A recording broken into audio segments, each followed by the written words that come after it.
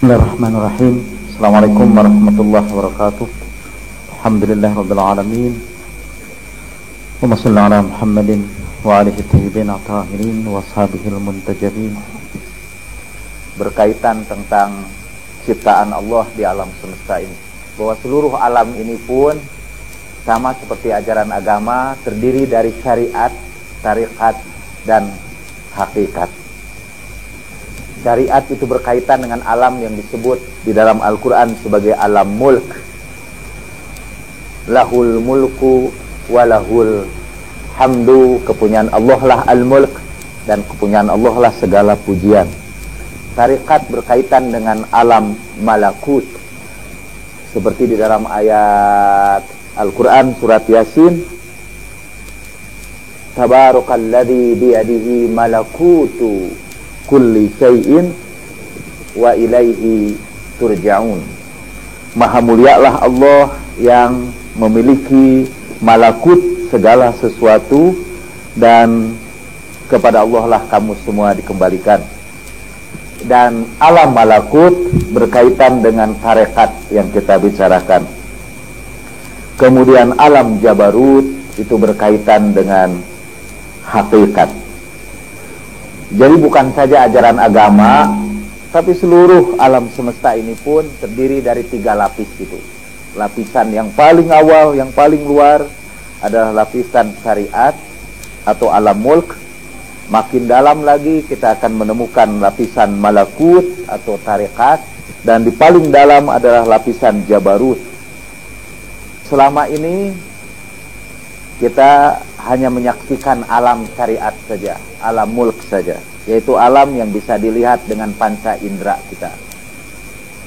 Kita hanya mendengar sesuatu yang kita dengar dengan telinga kita. Kita hanya bisa mencicipi atau merasakan apa yang bisa kita rasakan dengan alat indera kita. Alam malakut merupakan alam tarekat, lolos dari perhatian kita. Sewaktu-waktu mungkin terjadi ada lubang, semacam lubang ozon, yang lewat lubang kecil itu kita mengintip alam malakut. Misalnya fenomena di alam malakut itu masuk kepada kita, dan kemudian kita renungkan di alam mulk lewat mimpi misal.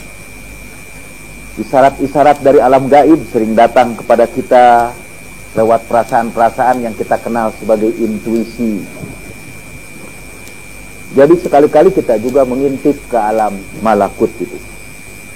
Buat orang yang menjalani tarekat sesuai dengan tarekat yang dia amalkan, Allah bawa dia ke alam malakut. Dan kalau dia sudah sampai kepada hakikat, seperti hakikat puasa, Allah tampakkan kepadanya alam jabarut. Tapi pembicaraan itu karena terlalu filosofis, tidak saya masukkan di dalam makalah yang sebentar lagi akan dibagikan. Tidak saya masukkan di situ juga uraian Sayyid Haidar Amuli tentang kisah Nabi Ibrahim yang sudah kita ketahui. Jadi Nabi Ibrahim kan menurut cerita di dalam Al-Quran yang kita pahami secara harfiah, melihat gemintang di malam hari. Lalu Ibrahim berkata, ini Tuhanku. Tapi tiba-tiba gemintang itu tenggelam, muncul bulan. Lalu kata Ibrahim, ini Tuhanku. Tapi bulan itu pun kemudian tenggelam, dan muncul matahari. Ini kata Tuhanku. Lalu setelah itu Ibrahim berkata, aku akan pasrahkan diriku kepada Tuhan yang memiliki seluruh alam semesta ini. Ada beberapa penafsiran yang sebetulnya tidak layak untuk seorang nabi. Ya, bahwa Nabi Ibrahim itu pernah musyrik lebih dahulu karena dia pernah menyembah bintang, pernah menyembah bulan, kemudian pernah menyembah matahari. Dan itu sangat keliru, karena seorang nabi itu dijamin Tuhan dalam kesuciannya. Al-Quran menyebut nabi itu sebagai orang-orang yang disucikan Allah, bahkan sejak kecil sudah dipersiapkan untuk menjalani kehidupan kesucian. Ada juga yang menafsirkan bahwa ketiga gemintang, bulan, dan matahari ini sebetulnya sudah disaksikan Ibrahim sejak kecil. Masa ia mengalami mempercayai bintang dulu, lalu bulan dulu, kemudian matahari setelah itu. Karena itu pengalaman alam yang disaksikan Ibrahim setiap hari. Orang menafsirkan itu secara metaforis bahwa tiga itu menunjukkan tiga tingkat keberagamaan Ibrahim. Yang pertama ada keberagamaan masa kecil, kemudian setelah agak dewasa, dan sampai kemudian setelah dia diangkat sebagai nabi. Tapi kata Sayyid Haidar Amuli, itu pun penjelasan yang tidak benar. Dalam makalah itu disebutkan bahwa tiga tingkatan itu menunjukkan pengamalan Ibrahim terhadap ajaran agama. Kemudian beliau mengatakan, dengan cahaya gemintang kita tidak akan bisa melihat lingkaran matahari.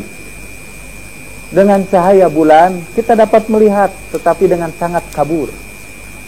Dan ketika kita melihat matahari pada waktu siang hari, kita melihat matahari dengan langsung. Lalu kata Sayyid Haidar Amuli, gemintang itu menunjukkan tahap pengamalan syariat, dan bulan adalah tahap pengamalan tarekat. Lalu melihat matahari langsung adalah pengamalan ajaran Islam secara hakikat. Nah, sekarang kita sampai kepada tahap pembicaraan tentang puasa dari segi syariat. Saya lebih dulu ingin menjelaskan apa yang dimaksud dengan syariat sekarang dalam pengertian kita sekarang. Tadi siang baru saja datang ke rumah saya seseorang yang dengan bersemangat menceritakan perlunya membela Afghanistan sekarang ini, karena orang-orang Taliban adalah orang yang sedang berjuang menegakkan syariat Islam. Secara resmi Kabupaten Cianjur menyatakan memberlakukan syariat Islam untuk Kabupaten Cianjur. Saya kebetulan diundang juga untuk persiapan menegakkan syariat Islam di Cianjur itu. Nah, lalu sekarang kita bertanya, apa sebetulnya sih yang disebut syariat Islam itu? Waktu saya mengatakan saya tidak setuju dengan menegakkan syariat Islam di Indonesia ini, saya alhamdulillah mendapat gelar kafir. Karena katanya berdasarkan ayat Al-Quran, wa malam yahkum bima anzalallah faulaika humul kafirun. Siapa yang tidak berhukum dengan hukum Allah, dia termasuk orang-orang yang kafir, orang fasik, orang zolim. Itu 3 gelar untuk orang yang tidak setuju dengan syariat Islam. Kalau di sini ada bapak-bapak dan ibu-ibu yang tidak setuju dengan syariat Islam, bapak dan ibu-ibu itu kafir, fasik, dan zolim. Mau tambah gelar apa lagi? Itu sudah cukup untuk memasukkan kita ke neraka. Karena apa? Karena kita tidak setuju dengan syariat Islam. Sebetulnya pembicaraan saya itu tidak selesai, atau mereka tangkap sebelum saya menyelesaikan kalimat itu. Apa sih yang disebut syariat Islam itu? Saya ingin memberikan beberapa contoh tentang negara-negara yang menegakkan syariat Islam. Contoh yang paling menarik dan dekat dengan kita adalah Cianjur itu. Baru bulan yang lalu diterbitkan keputusan pemerintah daerah Cianjur tentang berlakunya syariat Islam di Kabupaten Cianjur. Saya tanya, apa-apa yang diberlakukan dengan perda itu? Mulai bulan kemarin ini, seluruh pegawai negeri di Cianjur harus salat berjamaah di Masjid Agung. Di absen itu. Jadi menegakkan syariat Islam ialah menjalankan salat. Dan kewajiban menjalankan salat itu ditetapkan dengan sebuah peraturan daerah. Lalu saya bertanya, kenapa Bapak tidak tetapkan satu peraturan untuk melindungi para TKW Cianjur yang dikirim ke Saudi Arabia? Atau untuk membayar buruh-buruh dengan bayaran yang layak, Dan apabila ada majikan yang membayar buruhnya dengan harga yang murah, majikan itu termasuk melanggar syariat Islam. Lalu mereka bilang, kayaknya tidak tampak itu sebagai syariat Islam. Melindungi buruh, melindungi para TKW itu tidak dianggap syariat Islam. Syariat Islam itu yang tampak adalah menggiring orang untuk salat berjamaah seperti di Saudi. Jadi kalau sudah datang waktu sholat, toko-toko harus tutup dan semua harus melakukan salat. Tanpa mengurangi penghormatan saya kepada orang Cianjur di sini, kalau ada yang sangat mencintai Islam, kita begitu bersemangat untuk mendirikan syariat Islam. Nah, apa yang disebut syariat Islam itu adalah seperti yang kita temukan di Cianjur itu. Atau kita ambil contoh di Taliban gitu. Orang-orang Taliban di Afghanistan sekarang ini. Menurut hukum Islam, karena syariat Islam di Afghanistan, semua lelaki harus berjanggut, panjangnya 1 jengkal. Kalau ada orang yang punya janggut kurang dari 1 jengkal, dimasukkan ke penjara, ditunggu sampai janggutnya 1 jengkal. Setelah janggut 1 jengkal, dia dibebaskan. Ini bukan lelucon.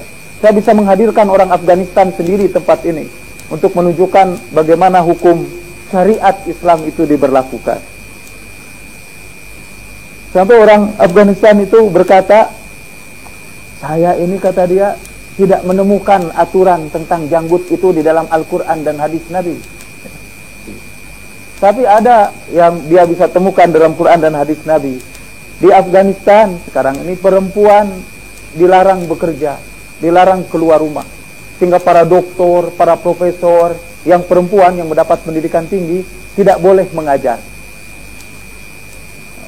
Pada awal-awal kekuasaannya malah perempuan-perempuan pun tidak boleh pergi belajar. Tidak boleh mengajar dan tidak boleh pergi belajar. Karena katanya itu syariat Islam. Syariat Islam itu mengharuskan perempuan untuk tinggal di rumahnya masing-masing.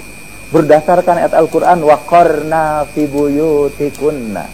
Tinggallah kamu di rumah-rumah kamu. Kalau ada ibu-ibu dan bapak yang mau mendirikan syariat Islam, mau pola mana nih mau diambil? Pola Cianjur atau pola Taliban? Atau satu lagi pola Malaysia. Sekarang Terengganu dan Kelantan itu dimenangkan oleh PAS, Partai Islam se-Malaysia.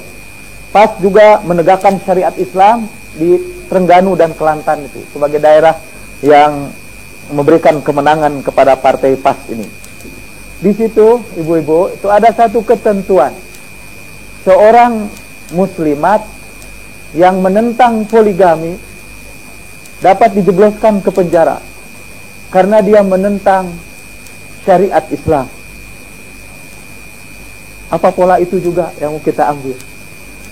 Kalau mereka tahu bahwa syariat Islam itu akan seperti itu, saya kira perempuan-perempuan ini pada ketakutan untuk mendirikan syariat Islam. Dan bisa stres. Karena kalau mereka menentang syariat Islam, itu berarti kafir. Kalau mereka menerima syariat Islam itu, mereka mungkin tidak zalim, tapi mazlum. Jadi orang yang teraniaya, bukan orang yang menganiaya. Dari beberapa contoh itu, kemudian kita dapat menyimpulkan bahwa yang disebut syariat adalah penafsiran para ulama terhadap ayat-ayat Al-Quran dan hadis Nabi. Itu yang disebut syariat. Karena itu syariat bukan buatan Tuhan, seperti yang sering kita dengar. Dan bapak dan ibu boleh menentang saya sekarang dalam diskusi sudah ini. Syariat itu bukan buatan Tuhan. Syariat itu buatan manusia melalui proses penafsiran mereka terhadap ayat-ayat Al-Quran dan sunnah Nabi. Penafsiran itu disebut istinbat, proses penarikan kesimpulan dari ayat-ayat Al-Quran dan hadis-hadis Nabi. Dan kita kemudian menemukan bahwa penafsiran terhadap atau yang disebut syariat itu berbeda-beda, bergantung kepada juru tafsirnya. Karena itu nanti kita akan membicarakan syariat puasa itu juga berbeda-beda, tergantung kepada mazhabnya, bergantung kepada penafsiran.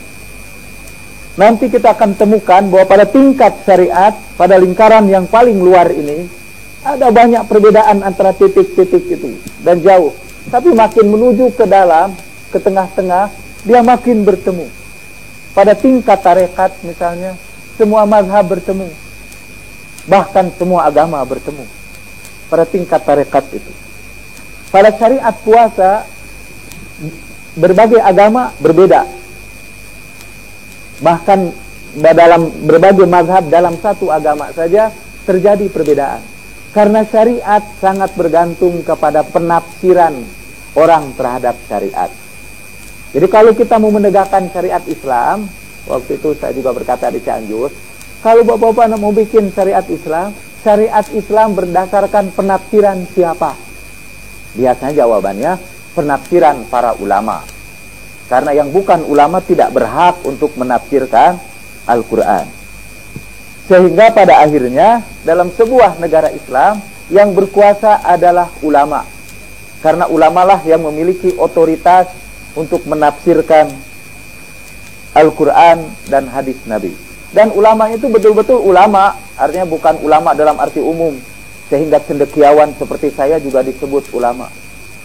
Bukan juga ulama dalam pengertian yang suka tabligh. Sehingga siapa saja yang tabligh, pakai jas, pakai peci, lalu baju koko, atau kalau perlu pakai serban dan baju khusus, itu menjadi ulama. Walaupun pengetahuan agamanya tidak memadai. Walaupun mungkin orang itu membaca Al-Quran dari kiri ke kanan. Nah, kalau syariat Islam itu adalah penafsiran para ulama, menjadi masalah, ulama itu pun penafsirannya bermacam-macam. Lalu ulama yang mana yang harus diterima penafsirannya?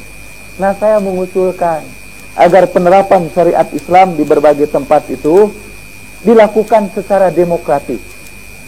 Jadi penafsiran para ulama itu direferendumkanlah, suruh rakyat pilih mana yang paling cocok dengan mereka.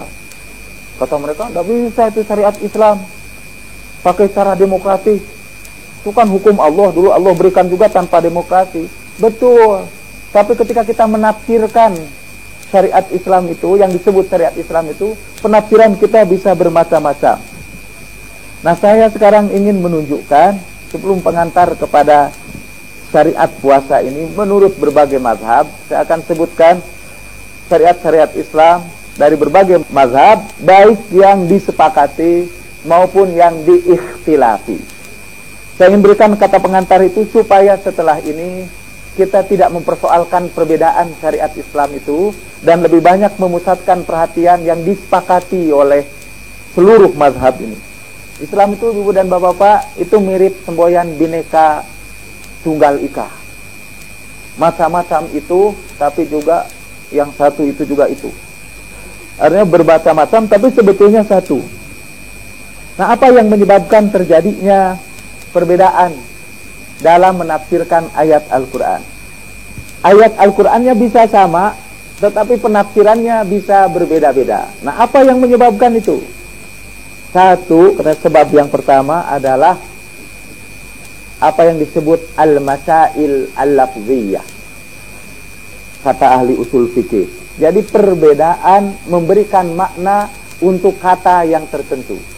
Apakah kata itu harus kita artikan secara harfiah, atau kata itu harus diartikan secara kiasan, secara literal, atau secara metaforis misalnya. Seperti misalnya pencuri laki-laki dan pencuri perempuan, potonglah tangannya, kata Al-Quran. Kata sebagian ulama, potong itu ya potong beneran, tangannya diambil. Walaupun kemudian terjadi perdebatan, apa yang disebut tangan itu? Apakah dari jari sampai ke sini, atau sampai ke pergelangan, atau sampai ke sini? Terjadi perbedaan pendapat di antara mazhab-mazhab itu. Dalam 4 mazhab, misalnya pemotongan tangan itu di pergelangan. Dalam mazhab Ja'fari, yang boleh dipotong itu jari saja. Jadi kalau mencuri 1 kali, potong jarinya 1. Karena tidak boleh kita memotong seluruh tangan ini, karena menghilangkan alat untuk bersujud. Sebab tangan itu adalah salah satu di antara anggota untuk bersujud. Kata sebagian ulama mengatakan potong tangan di situ. Itu artinya jadikan tangannya itu tidak berfungsi untuk mencuri, yaitu dengan memenjarakan. Sama seperti dalam peribahasa Arab, patahkan lidahnya. Itu artinya balas dia dengan jawaban yang membuat dia itu tidak sanggup bicara lagi. Nah, dulu itu memang ada cerita kata di zaman khilafah Islam itu. Kalau dulu sih khalifah biasanya mendapat pendidikan lebih baik ketimbang rakyatnya. Jadi umumnya khalifah lebih pandai ketimbang anak buahnya, ketimbang aparatnya. Kalau sekarang mungkin sama pandainya antara pemimpin pemerintahan dengan aparatnya. Dulu itu seorang berbicara mengkritik raja waktu itu. Kata raja kepada aparatnya, patahkan lidahnya. Dia ambil gunting, digunting. Pada yang dimaksud oleh dia patahkan lidahnya itu ialah suruh bungkamkan dia, berikan argumentasi yang membuat dia tidak bisa bicara lagi. Sehingga dalam bahasa Indonesia ada kata pepatah. Artinya satu ungkapan yang kalau itu dikemukakan, orang bicara itu terhenti, tidak bisa lagi menandingi ucapan itu. Jadi ketika orang berdebat, saya pernah berdebat kemarin itu, saya berpendapat lebih baik kita berjihad membela saudara-saudara kita di negeri ini yang sekarang ini terzalimi, yang sekarang juga berada di tempat-tempat pengungsian, ketimbang membela jauh-jauh ke Afghanistan. Wah, lalu dia mendebat saya, terjadi perdebatan panjang, sama-sama pakai ayat Al-Quran juga dan hadis-hadis Nabi. Akhirnya saya berkata, gimana kalian ini? Kuman di seberang lautan tampak, gajah di batang hidung tidak kelihatan. Itu pepatah dan orang itu jadi tidak bicara. Karena maksud saya, penderitaan rakyat di Afghanistan kelihatan itu sama kita. Padahal mungkin baru beberapa orang yang terbunuh karena serangan Amerika. Tapi di sini penderitaan rakyat Indonesia yang jumlahnya jutaan tidak bisa kita saksikan. Padahal itu ada di depan batang hidung kita sendiri. Nah, kita kembali, kata patahkan tangannya atau potong tangannya itu punya makna harfiah dalam bahasa Arab majazi. Ada makna hakiki dan ada majazi. Seringkali terjadi pertentangan di antara para ulama dalam memberikan makna kepada ayat-ayat Al-Quran dan hadis Nabi itu. Itu sebab pertama mengapa terjadi perbedaan mazhab. Dan yang begitu itu tidak bisa kita damaikan. Karena ada banyak hal yang mempengaruhi proses penafsiran itu. Saya ingin berikan satu contoh berhubungan dengan puasa ini. Ayat Al-Quran mengatakan, in kuntum mardo aw ala safarin fa'iddatu min ayyamin ukhar. Kalau kamu sakit atau dalam perjalanan, puasalah pada hari-hari yang lain. Itu ayat Al-Qurannya. Apa kata penafsiran berbagai mazhab? Kata mazhab Hambali, tidak boleh dalam perjalanan atau sakit kita puasa. Haram itu kita puasa ketika kita sakit atau kita dalam perjalanan. Dan kalau puasa pun kita harus menebusnya, harus mengkodoknya. Boleh aja puasa, tapi tetap harus dikodok. Mengapa? Karena ayat Qur'annya mengatakan, jika kamu sakit atau dalam perjalanan, puasalah pada hari-hari yang lain. Kata yang lain, dah itu. Sebetulnya di situ ada makna yang tersembunyi, kata yang tidak dimasukkan di dalam Quran. Tapi itu ada dalam akal kita, kata dia. Itu sebetulnya begini, jika kamu sakit, lalu sakit itu menyusahkan kamu.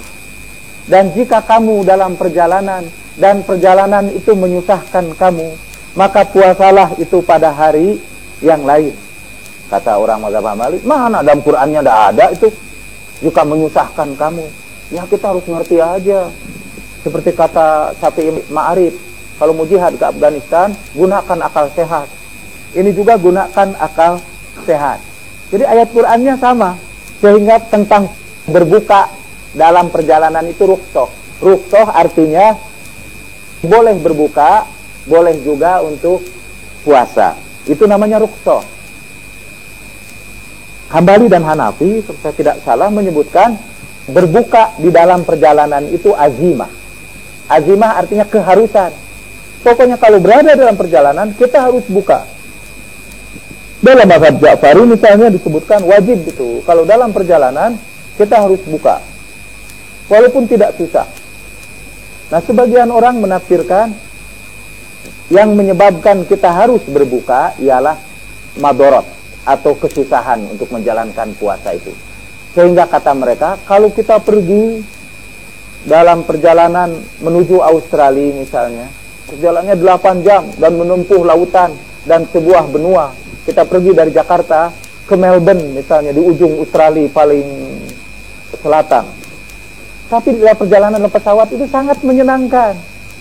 Jadi kenapa kita harus buka puasa?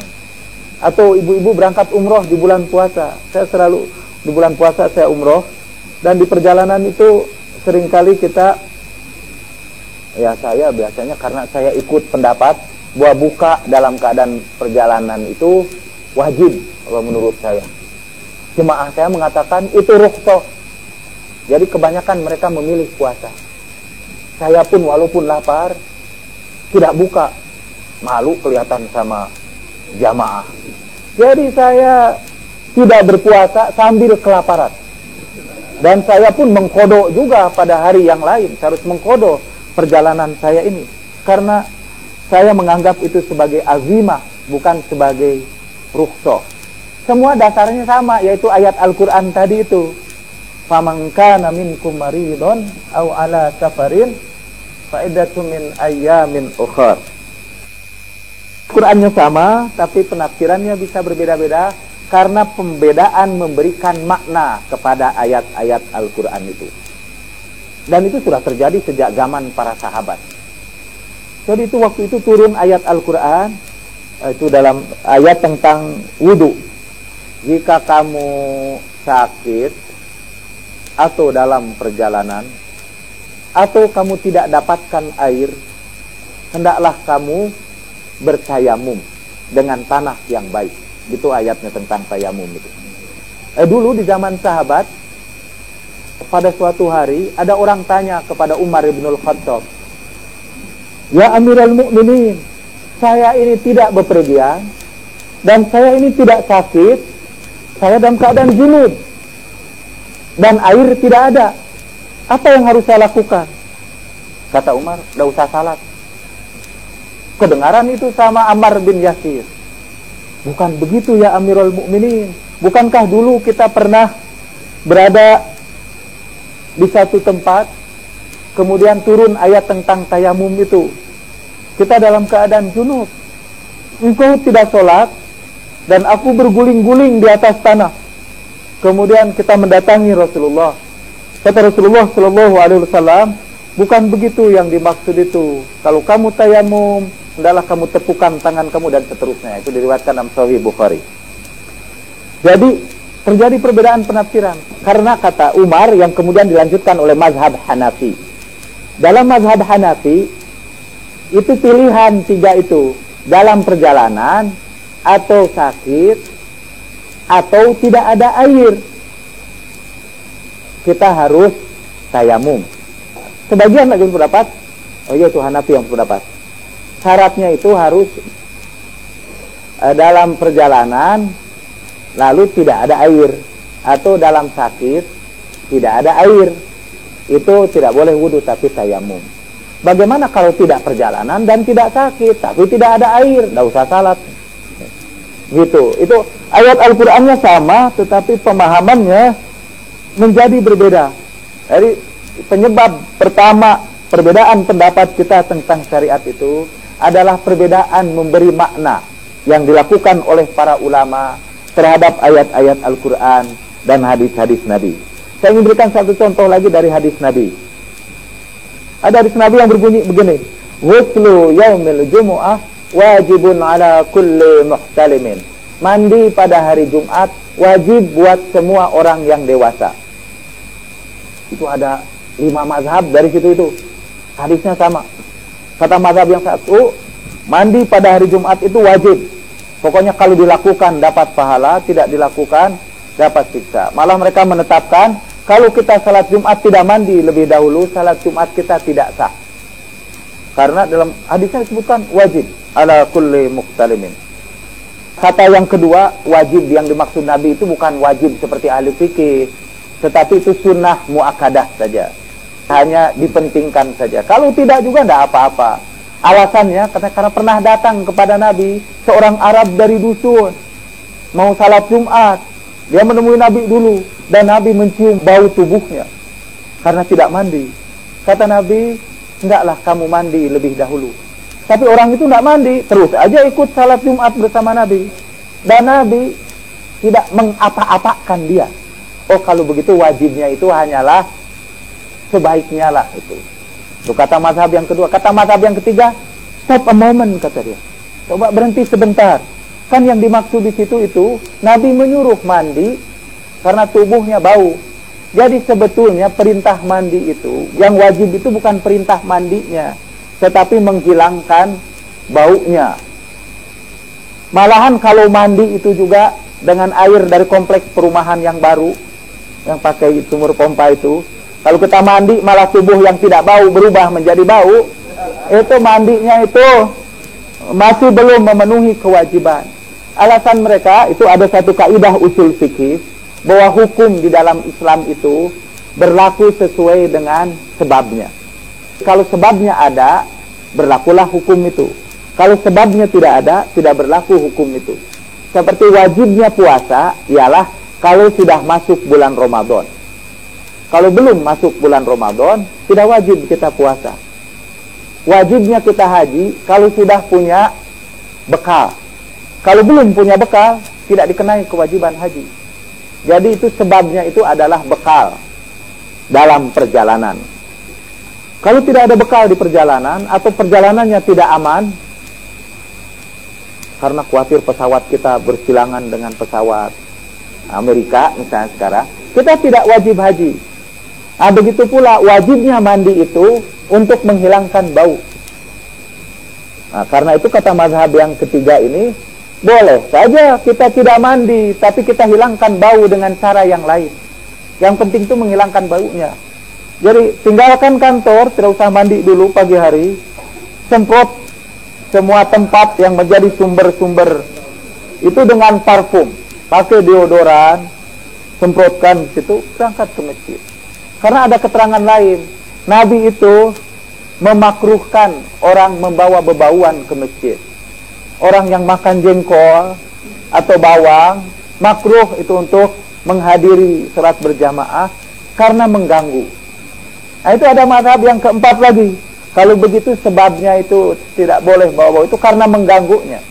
Kalau bau itu tidak mengganggu, malah merangsang, tidak apa-apa. Ada lagi mazhab berikutnya, tapi itu tidak masuk mazhab yang saya sebut.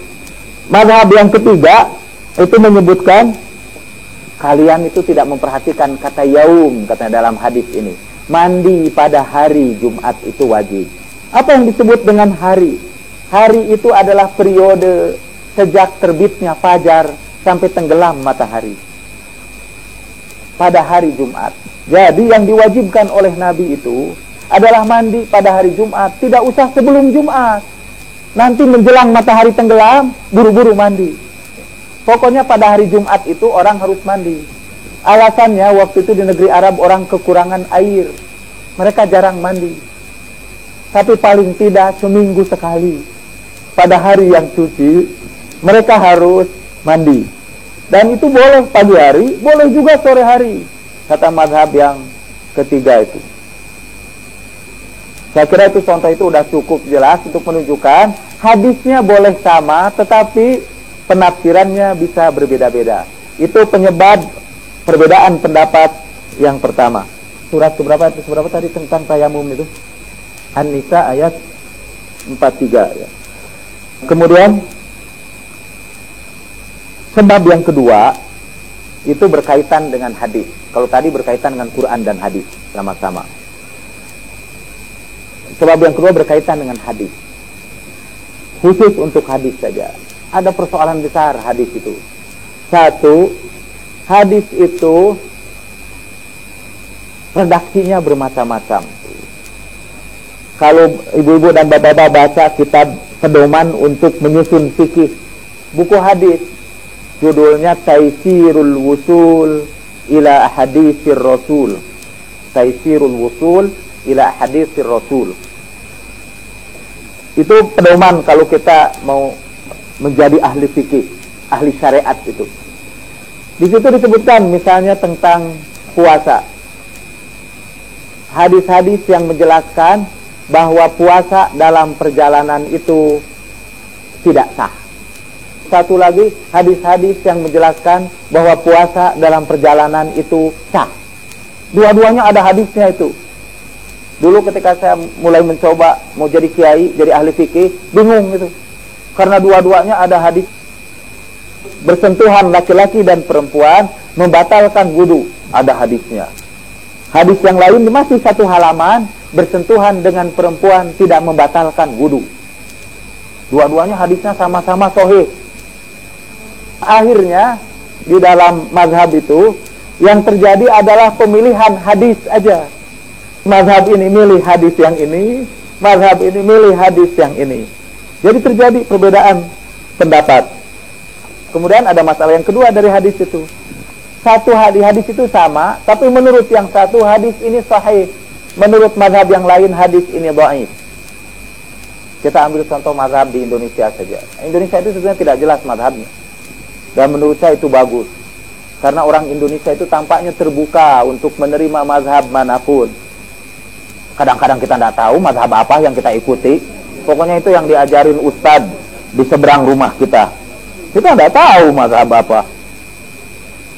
Kita ambil saja contoh mazhab di Indonesia lah. Mazhab Persis dan mazhab NU.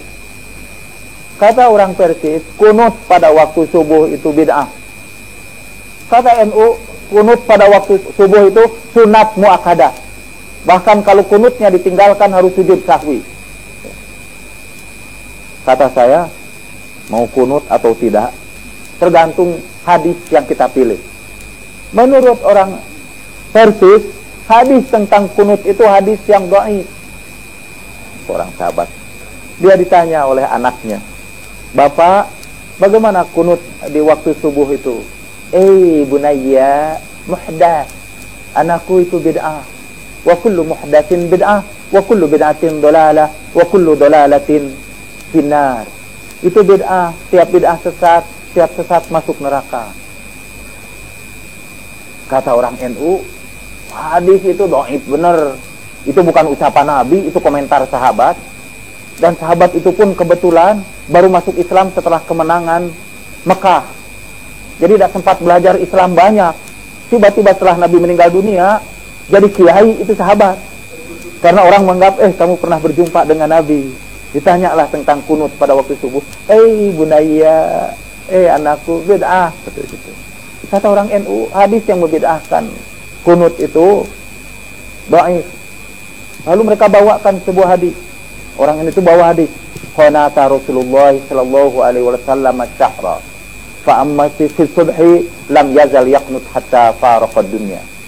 Nabi itu kunut dalam seluruh salatnya selama 1 bulan. Tetapi pada waktu subuh tidak henti-hentinya beliau kunut sampai meninggal dunia. Kata orang Persis, dhaif itu hadisnya tuh. Sudah sebutkan di situ dalam sanadnya ada orang namanya Fulan bin Fulan. Itu orangnya dhaif. Ya karena itu melakukan kunut pada waktu subuh itu bid'ah, kata orang Persis. Ada satu hadis, Pak, yang sahih menurut orang NU dan juga menurut orang Persis. Tapi mereka tidak pernah membicarakannya di hadapan umatnya. Karena hadis itu bertentangan dengan mazhab keduanya. Yaitu hadis itu diriwayatkan dalam Bukhari dalam bab kunut. Kata Bukhari, Rasulullah sallallahu alaihi wasallam kunut pada waktu maghrib dan subuh. Orang NU tidak pakai hadis itu karena mereka harus kunut juga pada waktu maghrib. Tapi saya dengar di beberapa pesantren NU ada yang kunutnya itu 2, maghrib dan subuh. Tapi kebanyakan NU kunutnya subuh aja. Karena itu hadis ini tidak pernah dibilang-bilang dalam pengajian. Walaupun sahih menurut NU juga. Udah disahihkan sama Bukhari, orang tidak bisa apa-apa lagi. Kemudian orang Persis juga tidak mengutip-ngutip hadis itu. Karena mereka menentang kunut, baik maghrib maupun subuh. Yang mereka jalankan adalah kunut nazilah dan dilakukan untuk seluruh sholat. Itu pun kalau ada fatwa dari ketuanya. baru berlaku itu hadis itu. Nah, itu juga Bu, syariat Islam itu ternyata bergantung kepada fatwa dan surat keputusan pemerintah daerah. Jadi dengan pengantar itu, saya sebutkan pengantar itu walaupun terlalu singkat untuk menunjukkan bahwa kalau terjadi perbedaan dalam syariat puasa itu, misalnya tentang hal-hal yang membatalkan puasa, perbedaan itu tidak usah terlalu banyak kita hiraukan, karena itu hanya perbedaan penafsiran saja. Yang harus kita perhatikan adalah yang disepakati oleh seluruh mazhab itu. Nah, saya ingin hanya mengambil ini tentang puasa, tentang hal-hal yang membatalkan puasa. Definisi puasa yang disepakati oleh seluruh mazhab adalah menahan diri dari segala yang membatalkan. Al-imsak anil muftirat, menahan diri dari hal yang membatalkan. Nah, kemudian apa yang membatalkan itu? Yang disepakati oleh seluruh mazhab, yang membatalkan itu ada 3 saja sebetulnya yang disepakati oleh seluruh mazhab. 1, makan. 2, minum. Dibedakan itu makan dengan minum supaya jadi 2. Dan yang ketiga, seks. Hanya 3 itu.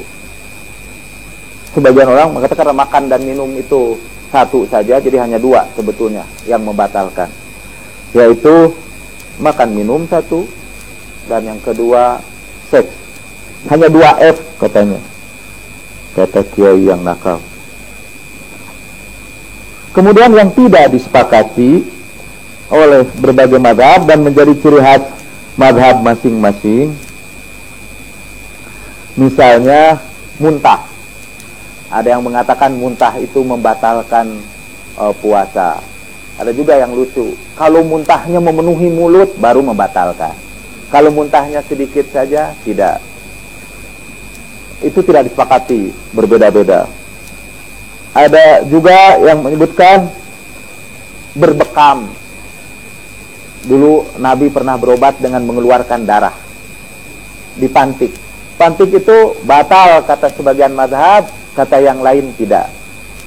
Disuntik juga itu kata sebagian mazhab batal, kata sebagian lagi tidak. Sekarang setelah saya baca tentang puasa itu dan bingung karena perbedaan membatalkan itu, saya tidak memperhatikan itu.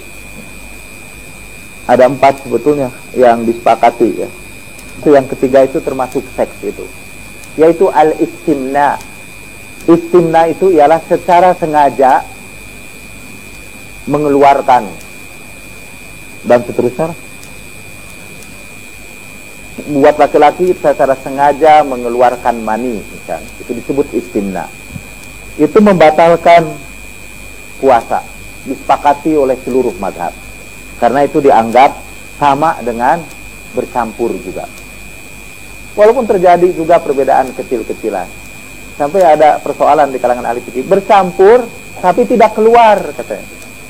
Kata sebagian itu membatalkan puasa, kata sebagian lagi tidak. Sebagian mazhab berpendapat itu mengharuskan mandi, kata sebagian lagi tidak mengharuskan mandi. Dan itu sudah ada sejak zaman para sahabat. Kata Amr bin al-As berkata, al-ma lil ma, air itu yaitu mandi wajib dilakukan kalau keluar air lagi. Jadi kalau tidak keluar air maka tidak diwajibkan masuk air, kata Amr bin al-As. Itu tadi yang saya sebutkan, ada perbedaan-perbedaan seperti muntah, hijamah tadi itu dipantik itu, disuntik. Ada satu mazhab yang khusus mengatakan berendam di dalam air dengan memasukkan kepala seluruhnya itu membatalkan puasa. Saya jadi teringat dulu ketika saya ngaji di kampung juga. Di bulan puasa kita dilarang mandi di sungai lalu menyelam, karena itu membatalkan puasa. Dulu di kampung-kampung itu, saya tidak tahu orang kampung ikut mazhab mana. Tapi kalau kita mandi dan tidak menyelam, tapi dengan shower sampai air itu membasahi kepala, tidak membatalkan puasa. Sekali lagi itu perbedaan-perbedaan itu karena perbedaan penafsiran. Tapi secara syariat yang disepakati oleh seluruh mazhab, puasa adalah menahan diri dari 3 hal, termasuk istimna itu. Itu saya kira disepakati dan itu yang harus kita jalankan secara syariat. Jadi sebetulnya menjalankan puasa secara syariat itu gampang saja. Kita berusaha untuk tidak melakukan yang 3 hal itu. Kemudian yang ramai diperbincangkan dalam fikih itu ialah tentang orang-orang yang melanggar atau yang membatalkan puasa karena beberapa hal, yang melanggar ketentuan-ketentuan puasa. Perbedaan pendapat terjadi dalam hal mengqadha, atau juga terjadi perbedaan pendapat tentang orang-orang yang boleh tidak puasa, seperti orang hamil, orang yang menyusui, orang yang dalam perjalanan tadi, orang yang sakit, dibolehkan untuk buka puasa. Tapi terjadi perbedaan pendapat tentang bagaimana ya sanksinya. Sanksi itu ada 2, qadha dan kifarat. Tapi ada yang qadha plus kifarat, ada yang kifarat saja tidak ada qadhanya, jadi ada qadha saja, kifarat saja, dan ada qadha plus kifarat. Kifarat itu maksudnya mengganti.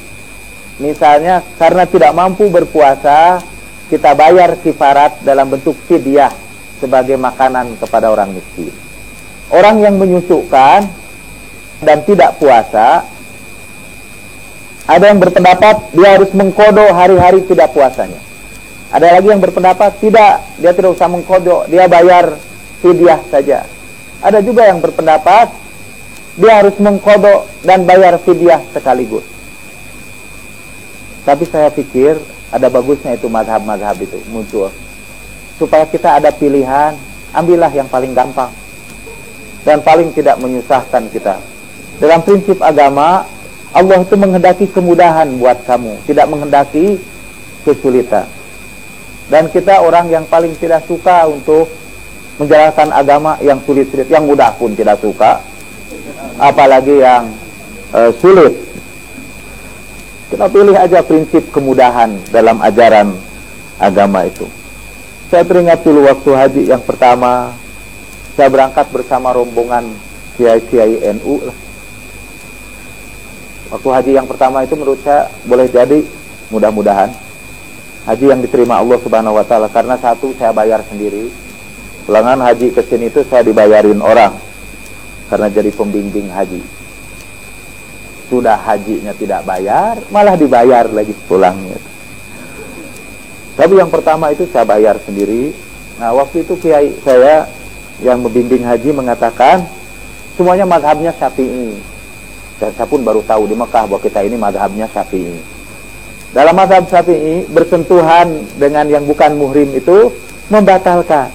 Nah, sementara di Masjidil Haram itu, walaupun kita tidak bersentuhan, ada orang lewat, perempuan lewat, pipi kita diginikan, dan itu udah batal menurut mazhab Syafi'i. Lalu kita harus wudu lagi. Pernah ada seorang di antara jemaah haji itu yang pulang ke pondokan kita menangis karena dia tidak bisa menjalankan sholat. Udah wudu, lari-lari, sudah mulai sholat, batal lagi. Akhirnya kata kiainya itu, udah, selama kita di tanah suci ini, kita ganti mazhab. Lalu waktu itu dipilihlah mazhab Hanafi. Dan dalam mazhab Hanafi tidak batal itu bersentuhan itu. Tapi katanya kita wudunya pun harus mengikuti mazhab Hanafi. Dan waktu itu di kursus singkat, wudu mazhab Hanafi. Lalu juga sholat mazhab Hanafi. Di kursus singkat. Nah, menurut saya bagus. Jadi kita ini juga dalam puasa dari segi syariat, pilihlah yang memudahkan kita. Dan jangan jadikan perbedaan dalam menjalankan syariat ini sebagai sumber perpecahan di antara kita. Karena bukan untuk itu agama diturunkan. Bukan untuk saling pecah di antara kita karena perbedaan pendapat. Jadi itu saya tidak memperinci lagi bab puasa ini. Tapi insya Allah kita ini punya sistem yang rada aneh mungkin dalam kuliah-kuliah kita ini. Yaitu bahwa makalah itu diberikan setelah seminar. Seperti makalah yang dibagikan pada ibu-ibu dan bapak sekarang, itu adalah makalah untuk pembicaraan Ahad yang lalu. Dan tentang ini perincian mengenai syariat puasa ini akan kita sampaikan pada pertemuan yang akan datang. Kemudian pelajaran yang terakhir dari syariat puasa itu ialah karena yang disebut syariat itu adalah penafsiran manusia terhadap ayat-ayat Al-Quran dan hadis, kita harus tidak boleh terlalu yakin bahwa itu yang paling benar, sehingga kemudian menganggap orang lain yang pendapatnya beda dengan kita sebagai berada dalam kekeliruan. Kita tidak boleh terlalu yakin dengan pendapat kita, lalu kemudian menganggap pendapat orang lain salah. Karena itu semua adalah hasil pemikiran manusia yang ada kemungkinan benar dan kemungkinan salahnya. Jadi nanti selanjutnya ibu-ibu dan bapak-bapak, setelah ini kita akan mengatakan buka di dalam perjalanan itu adalah pilihan sesuai dengan ayat Al-Quran dan hadis Nabi yang saya tafsirkan sendiri, atau menurut Al-Quran dan hadis sesuai dengan pemahaman saya. Harus ditambah itu sesuai dengan pemahaman saya. Sebab kalau tidak ditambah itu, ini yang sesuai dengan Quran dan hadis, nanti yang beda pendapat dengan kita dianggap tidak sesuai dengan Quran dan hadis. Tapi kalau kita tambahkan sesuai dengan pemahaman saya, kita akan menghormati perbedaan pendapat. Saya malah khawatir perbedaan pendapat itu malah menggugurkan tarikat puasa yang akan kita bicarakan pada waktu yang akan datang. Seperti kata Nabi Shallallahu Alaihi Wasallam, banyak sekali orang yang puasanya itu tidak memperoleh apa-apa kecuali lapar dan dahaganya, karena dia hanya menjalankan puasa syariat saja dan tidak mempelajari puasa dari segi syariat. Dan untuk bagian yang terakhir ini saya ingin menyebutkan sebuah hadis yang diriwayatkan oleh Ahmad, dan pemahamannya diserahkan kepada bapak dan ibu-ibu. Semua berhak memahami hadis ini, dan nanti izinkanlah saya menyampaikan pemahaman saya terhadap hadis ini. Boleh setuju, boleh tidak untuk pemahaman saya. Jadi suatu saat para sahabat kumpul di hadapan Nabi. Abu Bakar bercerita tentang seorang sahabat Nabi yang bagus sekali salatnya, dipuji-puji salatnya itu oleh Abu Bakar. Tapi Nabi tidak memberi komentar, beliau diam saja. Ketika sedang diperbincangkan orang itu, dia datang ke majelis Nabi itu, duduk di situ. Kemudian kata sahabat, ya Rasulullah, itu yang kita bicarakan. Lalu kata Nabi, kulihat bekas tamparan setan di wajahnya. Dan Nabi dekati orang itu. Apakah kalau engkau datang ke satu majelis, engkau merasa dalam hatimu bahwa engkau lah yang paling benar di antara seluruh orang yang berada di majelis itu? Engkau lah yang paling soleh di antara orang di majelis itu. Kata dia berkata, Allahumma na'am, ya Allah emang begitu, kata dia. Kemudian setelah itu dia berdiri, meninggalkan majelis Nabi, pergi ke masjid salat. Dia merasa melakukan salat lebih baik daripada mendengarkan majelis Nabi. Kemudian Rasulullah bersabda, "May yaqtulur rajul?" Siapa yang membunuh orang itu? Saya, kata Abu Bakar. Abu Bakar singkatnya cerita pergi mengejar ke masjid, bawa pedang. Pulang pedangnya tidak berlumuran darah tetes pun. Kenapa? Kata Rasulullah. Ya Rasulullah, bagaimana mungkin saya membunuh dia? Dia sedang ruku dan bagus sekali rukunya. Lalu kata Nabi, siapa lagi yang membunuh orang itu? Umar berdiri. Tapi tidak lama balik lagi Umar itu. Siapa yang membunuh orang itu? Saya, kata Ali bin Abi Thalib. Ali berangkat, orang sudah menduga kalau Ali pasti dibunuh lah. Balik lagi Ali itu, dan pedangnya tidak ada darah setetes pun. Kenapa tidak kamu bunuh dia? Sudah tidak ada di masjid sekali. Sudah pergi. Kemudian Rasulullah bersabda, sekiranya kamu bunuh dia, tidak akan pecah umatku sesudah ini. Nah, penafsiran saya terhadap hadis ini, orang itu dikesan oleh Nabi, bahkan sampai Nabi menyuruh dia dibunuh, karena dia merasa diri yang paling benar, paling soleh, dia paling suci lah.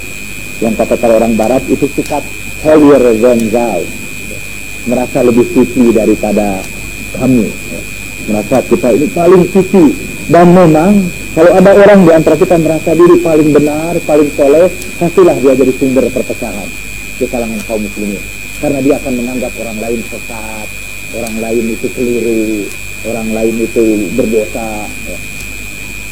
Semua orang lain masuk neraka. Orang yang seperti itu biasanya mengambil fungsi sebagai malaikat Jabaniyah yang memasukkan semua orang ke neraka kecuali dirinya sendiri. Malaikat Jabaniyah itu kan tidak masuk neraka.